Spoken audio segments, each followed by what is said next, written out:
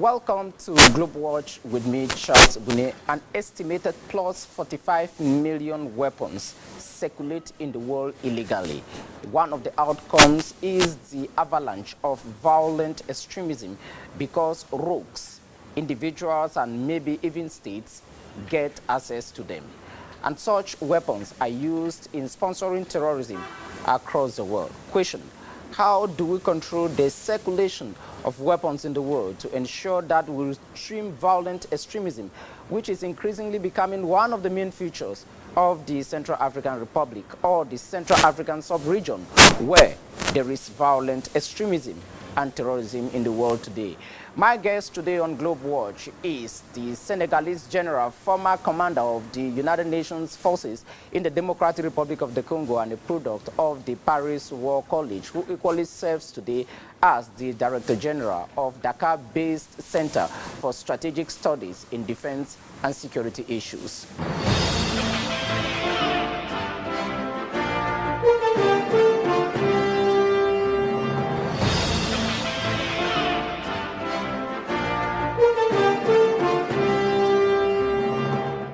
General Paul Ndiaye, welcome to Globewatch. Thank you very much.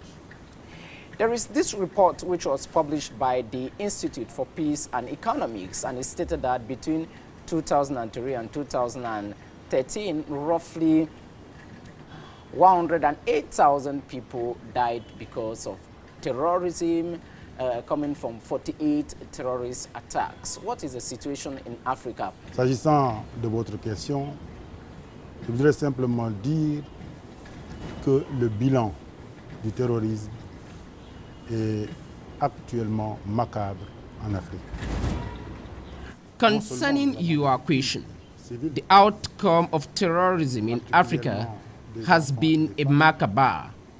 Victims are not only women and children. Defense forces are also affected. The economy and social destruction is huge because you have economies which are completely destroyed in affected areas. Consequently, terrorism cannot be won by a single state. It is a global menace which needs a multi-dimensional approach to reinforce combat capacities. Non seulement au sein des États, grâce à une approche multidimensionnelle, mais également dans le cadre de la coopération internationale afin qu'on puisse nous entraider, mais également renforcer nos capacités. You just said that the destruction of terrorism and violent extremism in particular is not only the human loss, but it is equally the economic destruction which it has caused. Do we have statistics to show that it is more of an economic destruction? Maybe just how much do we spend in combating these wars, or how they have kept the economies backward?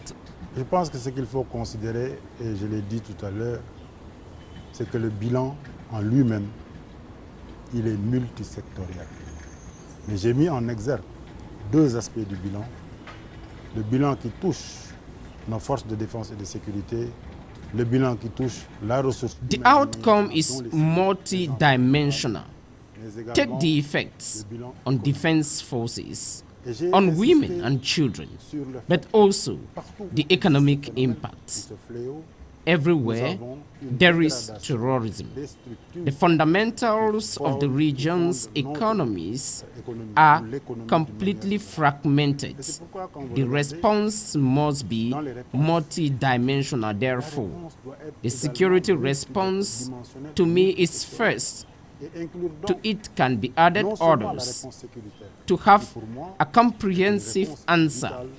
Consequently, in the efforts governments must take to prevent violent extremism, there must be national development on economic and social levels, which exist in Senegal, Mali, and Gabon. So the talk of emerging Gabon, emerging Senegal, the best answer to violent extremism is the development of states. le plan national de développement économique et social qui existe au Sénégal, qui existe au Niger, mais également qui existe au Gabon. On parle du plan Gabon émergent et du plan Sénégal émergent. Puisque je considère aujourd'hui que l'ultime solution au phénomène de l'extrémisme violent, c'est le développement de nos États. You just talked that we need to develop our countries to counter violent extremism. But if you look carefully, countries like the UK, countries like France, countries like the United States of America, these are extremely developed countries, but we equally have citizens from these countries who voluntarily decided to join the Islamic States, terrorist organizations. Some researchers and experts will tell you that the problem is not maybe the economies of these countries. So where is the problem? Le problème est, comme je le disais tout à l'heure, un problème qui touche tous les secteurs. Aujourd'hui, c'est vrai, vous pouvez avoir le développement dans des pays occidentaux.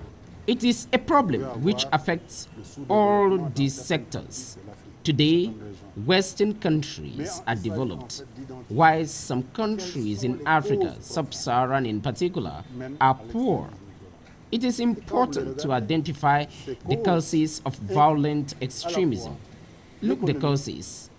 They are economic, social, demographic, youth unemployment, poverty, and social exclusion. To tackle this, we must have inclusive development programs, notably for youth employment, women empowerment, because when you empower women, you empower the family. We must equally adapt our military too to meet new threats. Vous protégez, en tout cas, vous donnez des capacités aux femmes. Vous allez donner des capacités à la famille puisqu'elles sont le pilier de la famille. Mais à côté de cela également, comme je le disais tout à l'heure, la sécurité est importante. Il nous faut renforcer les capacités de nos forces de défense et de sécurité en permanence pour les adapter et leur permettre de faire face aux nouveaux fléaux ou en tout cas aux nouvelles menaces. General Paul Ndiaye, you commanded a UN mission in the Democratic Republic of the Congo. You are now the Director General of the DAKAR-based Center for Studies in Security and Defense. Where is the missing strategy line when it comes to military policy elaboration? You are part of this military world. Le premier constat qu'il faut faire, je le répète encore une fois, ce fléau, sa réponse n'est pas simplement une réponse. The first observation is that the response to this disease is not military alone.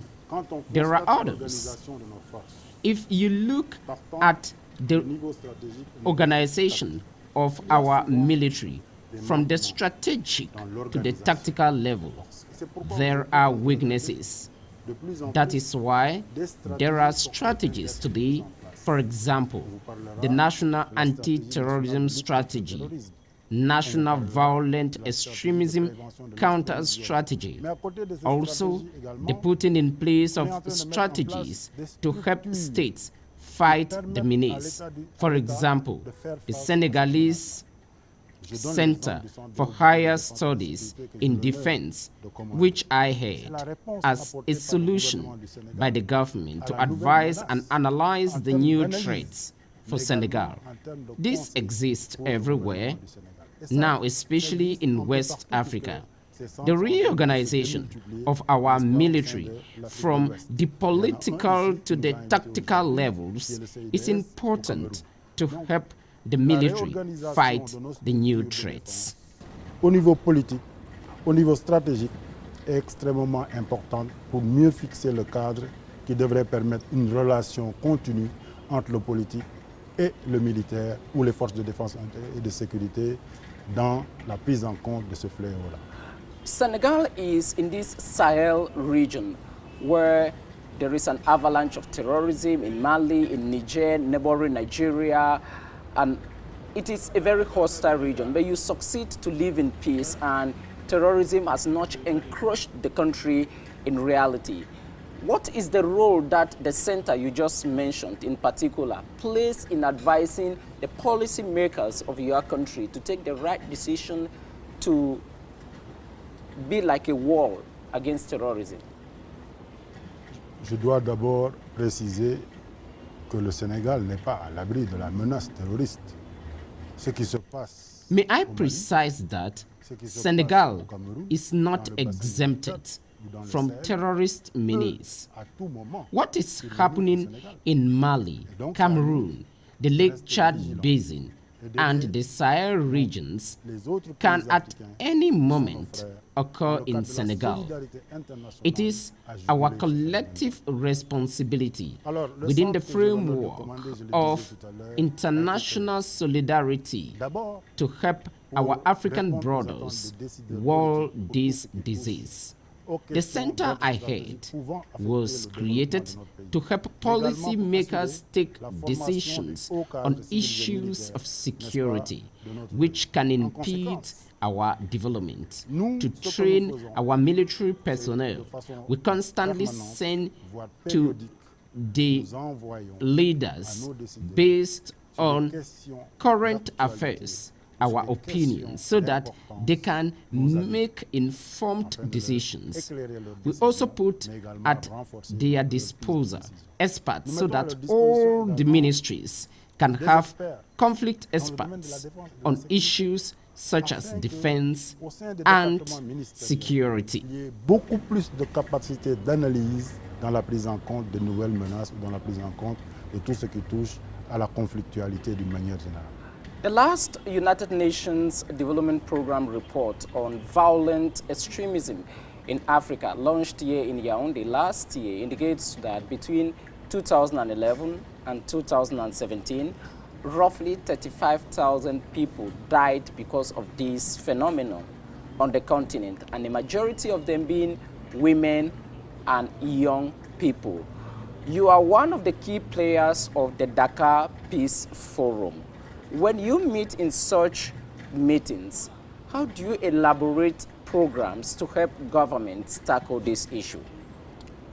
Je le disais tout à l'heure, le bilan touche plus les femmes et les enfants, touche également la jeunesse. L'objectif principal. A while ago, I said women and children are the most affected. Our actions are intended to help our leaders take informed decisions on youth and women empowerment, child protection, so that we can expand the solution scope from being military limited alone to be inclusive. Look at policy documents and we take into consideration conclusions in our analysis for women and youths to have jobs for family, security and protection. Élaboré pour le développement de son nation, parle d'inclusion sociale. Et cette inclusion sociale, nous la prenons en compte dans les conseils que nous donnons pour que les jeunes soient mieux inclus et que le travail qu'ils trouvent du travail, mais également que les femmes soient mieux incluses et qu'elles trouvent également une certaine autonomie pour protéger la famille. In the Lake Chad Basin area, for example, to combat Boko Haram, governments came together and produced a military strategy which involved some 8,700 soldiers in particular to combat what the President of the Republic of Cameroon calls an enterprise of destruction because he doesn't want to call it by name. Why do you think that coordination has not produced maybe the needed results? Because we still see Boko Haram activities in the Lake Chad area, especially in the Chad-Nigeria border, still very resistant. Is it because our borders are too poor? Vous savez, le terrorisme et lutter contre le terrorisme est une action de longue haleine. Quand vous luttez contre le terrorisme ou un phénomène comme l'extrémisme violent, c'est d'abord avoir un processus. The war against terrorism is a long one. When you fight terrorism or violent extremism as a phenomenon, consider it a process. Efforts be saluted by Lake Chad Basin member states to coordinate their battle against terrorism. There are real results on the field. It is a long process which demands the involvement of other actors besides military. For example, youth empowerment to help the population.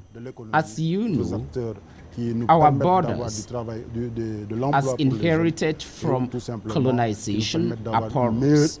We cannot put soldiers everywhere at the same time. That is why concerned states are doing trans-border security cooperation today to do joint border patrols and joint border security. Pour qu'ensemble, par rapport aux pays qui sont frontaliers, de pouvoir, n'est-ce pas, contrôler ensemble ces frontières-là. Et des initiatives sont prises de façon à mener des patrouilles conjointes, mais également des exercices conjoints ou tout simplement des opérations conjointes ou combinées. Okay. Some people in Central Africa in particular feel that we are having an avalanche of terrorism, violent extremism, because there is the rise of the circulation of illegal small weapons around the area. It is estimated that roughly 8,000 of them are in circulation in Central Africa out of the roughly 45 million which are loose on the continent. What policy guidelines will you give African governments, those of the Central African region in particular, to control the sale of weapons? Je vous disais tout à l'heure que la menace aujourd'hui est une menace hybride. Et donc vous venez de citer en dehors. I told you moments ago that the threat today is hybrids. Apart from terrorism and violent extremism, there is arms and human trafficking. It is important that amongst the envisaged solutions, arms trafficking be considered a priority.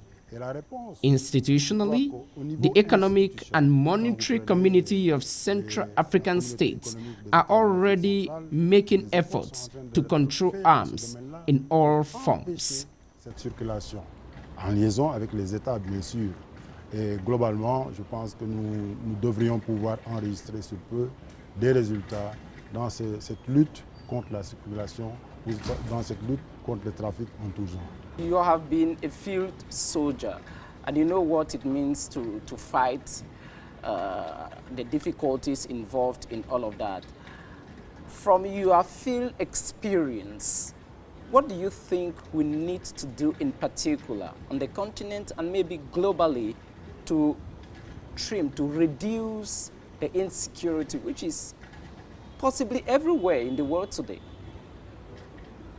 La réponse, elle est peut-être complexe, mais elle est aussi simple.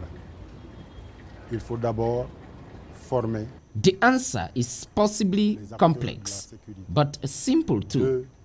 First, train soldiers. Second, equip them. Third, refresh their skills. I usually say training, equipment, and capacity building. That is the solution. When you have good soldiers, it is because they are well trained, equipped, and refreshed.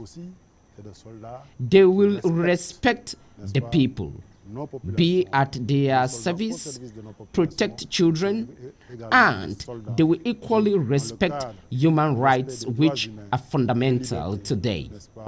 Prennent en compte le droit des populations, prennent en compte les droits humains, prennent en compte les droits des enfants, de l'enfant, etc. Et cherchent à les protéger dans le cadre de l'exécution. You just talked about training and equipping the soldiers properly. Somebody can tell you that the U.S. has been in Afghanistan for 15 years. It is the best military organization in the world.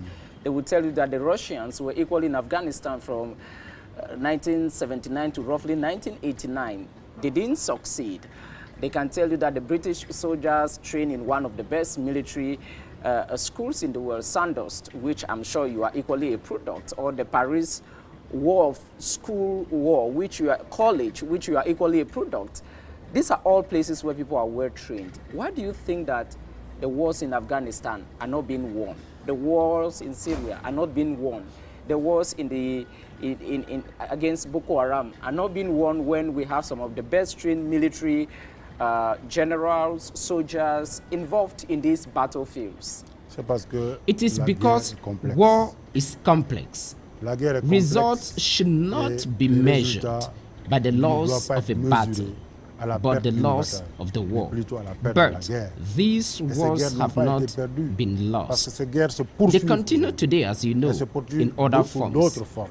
That is why you should know that the military action is there, but development programs are coming in to complement military endeavors. General Paul Ndiaye, you are like a military advisor now to many governments. You run a think tank. You know the realities on the field. We just said that a majority of those who die in violent extremism are young people. What do you tell them? You just said that the importance of a war is not who wins the battles, it is who wins the war finally, because there can be 100 battles in a war, you win 99, and somebody wins the last battle and he wins the war. What particular message do you have to young African people who are alert in being involved in this business? Je crois que pour m'adresser aux jeunes, je vais les inviter simplement à faire confiance. I would like to tell young people to have faith in their governments and invite leaders to have youth-friendly policies for jobs and their empowerment, to be inclusive in their approach, and to allow young people express themselves.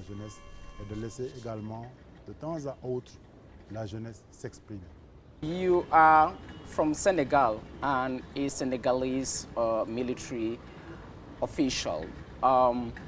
There are countries in the world, as you know, and each country has its own counter-extremism, counter-terrorism strategy. What makes the Senegalese counter-terrorism and violent extremism strategy or ideology or policy unique from the rest that we know in the world?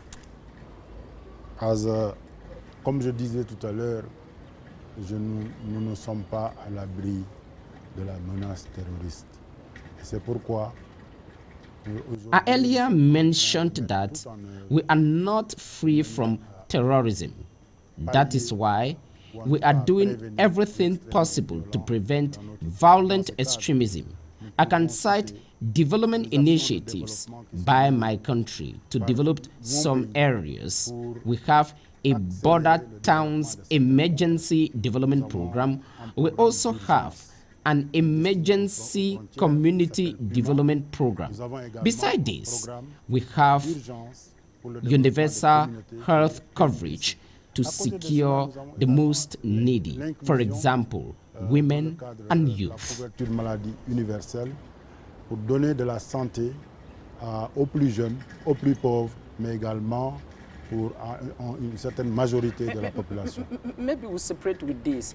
Most people think that terrorism training today is done online, that the education is done online, that the violent message is done online. Have you thought of working out a cyber terrorism strategy in your country? Il y a une école de la cybersécurité, l'école nationale à vocation régionale, qui a démarré ses activités. We have a cyber security school with a regional outreach capacity, with operations from Senegal.